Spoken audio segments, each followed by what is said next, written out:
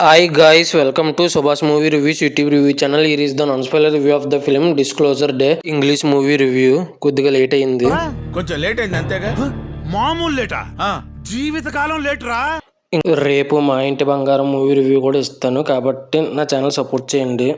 ఈ మూవీ ఇంగ్లీష్లో ఉంది, అర్థమవుద్దో లేదో అనే డౌట్తో ఇన్ని రోజులు చూడలేదు. ఇంక ఈ మూవీ జురాసిక్ పార్క్ అనే మూవీని డైరెక్ట్ చేసిన డైరెక్టర్ చేశారంట. ఇంక నాకైతే అదృష్టమో కాదో తెలియదు, కానీ నాకైతే అర్థమైంది. ఇంకా చూసిన తర్వాత నాకు ఎలా అనిపించింది అనే విషయంలోకి వెళ్ళేలోపు సంగీతం, పెద్ది, రమణీ కళ్యాణం, దృఢం, ఇంకా చాలా రివ్యూస్ ఇచ్చాను, చెక్ చేయండి. నా కంటెంట్ నచ్చితే లైక్, షేర్, సబ్స్క్రైబ్ చేసి పక్కన ఉన్న గంట సింబల్ క్లిక్ చేసి నా ఛానల్ సపోర్ట్ చేయగలరు.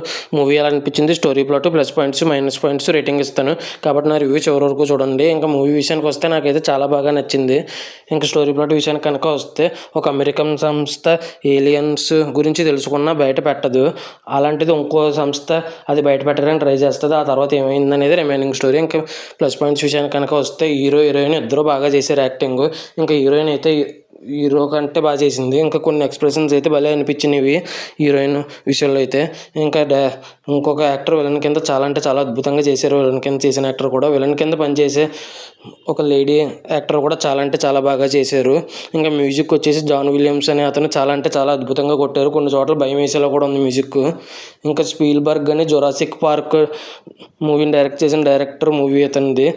చాలా అంటే చాలా బాగా అనిపించింది తన డైరెక్షన్ అయితే. ఒక్క సెకండ్ కూడా బోర్ కొట్టలేదు.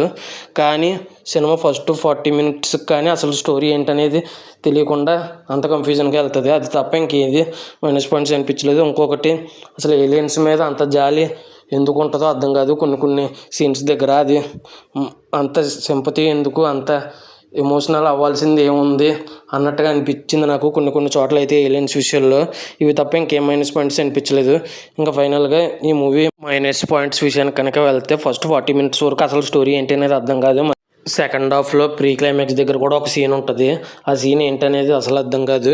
ఈ రెండు సీన్స్ కొద్దిగా కన్ఫ్యూజన్ క్రియేట్ చేస్తాయి. తెలుగులో కూడా డబ్ చేసినా కూడా ఈ రెండు సీన్స్ కన్ఫ్యూజ్ చేస్తాయి అనుకుంటున్నాను. ఇవి మాత్రమే మైనస్ పాయింట్స్. ఇంకా ఫైనల్గా రేటింగ్ వచ్చేసి, ఫస్ట్ 40 minutes మెయిన్ స్టోరీకి రాలేదు. సెకండ్ హాఫ్లో ప్రీ క్లైమాక్స్ దగ్గర ఒక సీన్ కన్ఫ్యూజన్గా ఉంది.